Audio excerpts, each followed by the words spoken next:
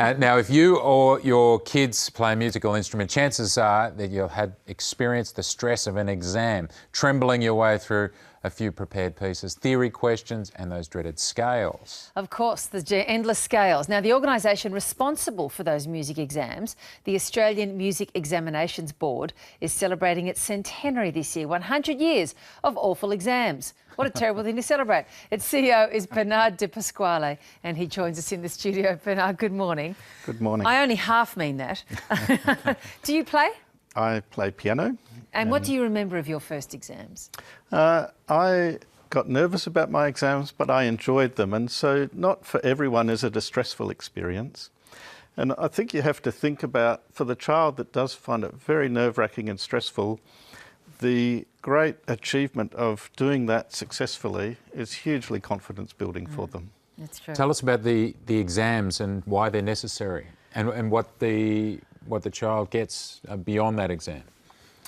So we provide syllabuses which are really for the teachers to give them a framework to teach, and then the exams give the children a goal to work to and a benchmark, so they and the teacher know where they are in comparison with other kids, how much progress they're making. And I guess when it comes to playing music, at some point you play, not just for yourself, but for others too. So it's an introduction to that equally nerve-wracking moment of performance. Correct, yeah. Tell us about the history of the board. So you're celebrating your centenary. You've been around for 100 years. How did it all come together and was founded?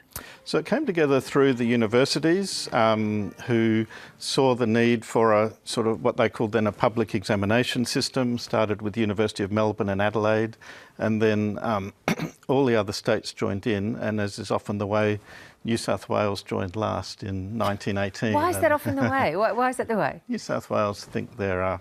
Well, they were a country of their own. Correct. Yeah. And what are you able to measure kids and their participation with musical instruments, and how many kids are still learning to play musical instruments these days? So we have our own measure, obviously, the kids who enter our exams. It's difficult to measure because it's a largely unregulated area, but the other thing that's very measurable is the number of musical instruments that are brought into the country and sold each year, and that increases every year. It increases? So Isn't that interesting? Yeah. We know there's more participation in music. So does the board exist as a separate independent entity from all schools and from all universities? So if you study an instrument, say up to year 12 level, that exam is set by the board and assessed outside of any school parameters? Yeah, so it's our own qualification and our own framework and standard. What should children who are thinking about taking their instrument further along in their school years, maybe up to years 11 and 12, what would you urge them to think about and to do? To practice. You'd say that. Our qualifications go up to a diploma level, which is equivalent to a university level, but children who are really keen on music and go on to music at university tend to move from AMEB to the university exams. Right, and they're separate, are they? Yeah. Okay. Bernard, what's the most important thing for a child to take to music and to keep going in those first couple of years?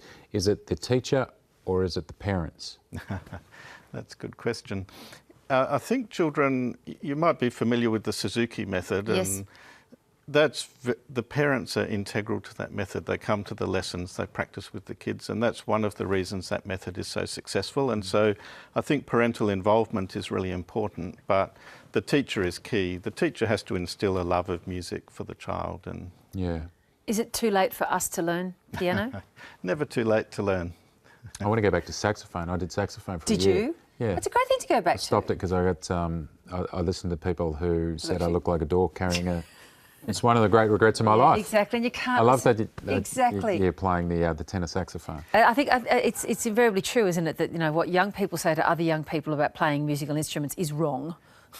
I think so, although my son refused to carry my wife's violin around because he was a brass player, and he said, well, I'm not going to be seen carrying a violin around. That's a different issue. Oh, there's a hierarchy of cool. Who knew?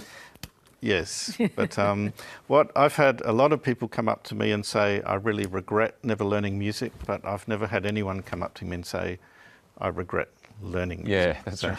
You know. And that's the takeout lesson. Bernard, really nice to spend time with you, and happy centenary to the Yeah, Examination Board. congratulations. Well Thanks done. very much. Thank you.